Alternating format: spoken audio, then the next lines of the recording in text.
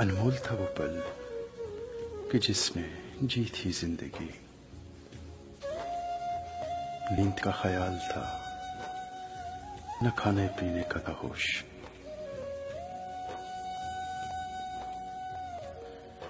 हर वक्त तुझे देखना, हर लम्हा तुझे सोचना, बेपहरा जमाने से तुझे सुनना हमदन गोश।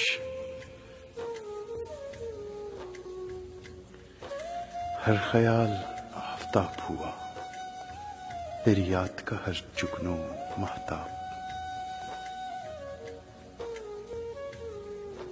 उस उम्र में जमाने की तस्खीर का था जोश। इश्क की सरशारी थी या चाँव की खुमारी थी। एक हम ही नहीं, सारा मैं खना भी तमद होश।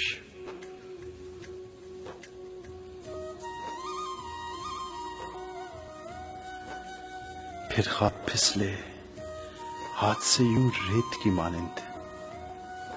उसकी जफा का कसूर था या मेरी वफा का था दोष।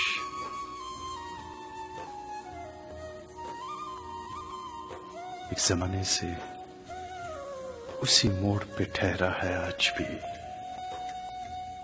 वो दिल कि जिसे लोग कहते थे खाना बदोश।